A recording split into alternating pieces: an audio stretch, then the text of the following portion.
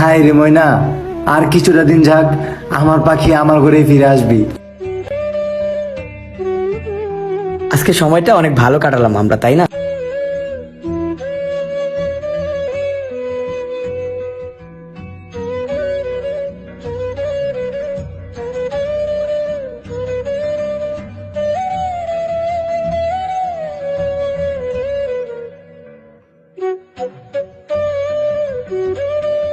কে phone দিচ্ছে তোমাকে বারবার?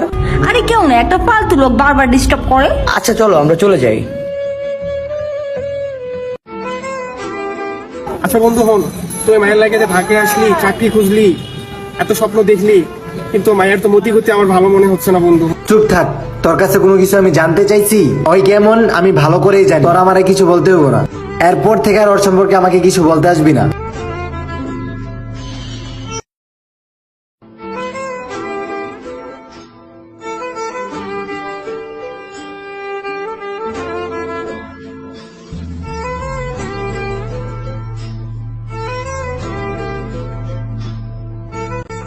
হ্যাঁ বলো, কি হয়েছে?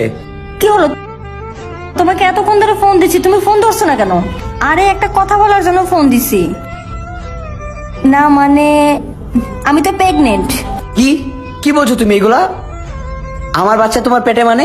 তুমি কার সাথে না কার সাথে কি সব করে তুমি বলছো এখন আমার বাচ্চা তোমার পেটে? আরে কার বাচ্চা মানে তোমার বাচ্চা। তুমি কি বলতেছো এসব? এই ফোন রাখো, তুমি আমাকে ডিস্টার্ব করবা না, আমি এখন মিটিং এ বিজি আছি। আমি এখন কি করব? এই ফোন রাখো।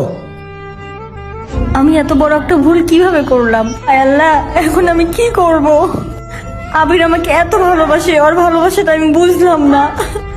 এখন আমি কি করব? আবিরকে একটা কল দি। আবির তুমি কোথায়? হ্যাঁ আছি, বলো। আমার সাথে জরুরি দেখা করো, আমি খুব বিপদে আছি। কি হয়েছে তোমার? এরকম ভাবে কথা বলতেছো কেন? তাড়াতাড়ি আসো প্লিজ। আচ্ছা ঠিক আছে, আমি আসতেছি। কি হইল ওর? অনেক বড় বিপদ হইল না তো?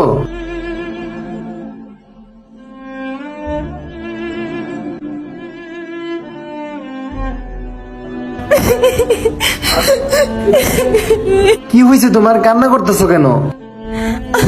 আবির আমি অনেক বড় একটা ভুল করে ফেলেছি।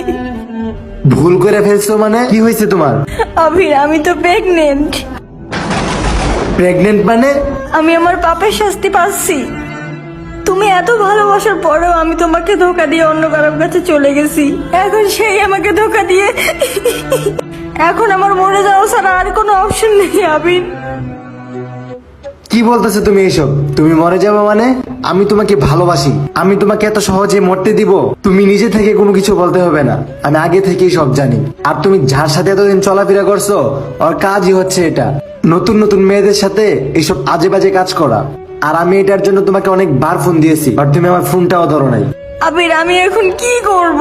তোমায় কিছু করতে হবে না, এখন যা করার আমিই করব। আমি তোমাকে আগেও ভালোবাসতাম, আমি তোমাকে এখনো ভালোবাসি, আর আমি তোমাকে এই প্রেগনেন্ট অবস্থায় বিয়ে করব। চলো আমরা এক্ষুনি বিয়ে করব। সত্যিকারের ভালোবাসা তো সেটাই, যে তার ভালোবাসার মানুষের হাজারো ভুল মাফ করে দিয়ে তাকে গ্রহণ করে নেয়।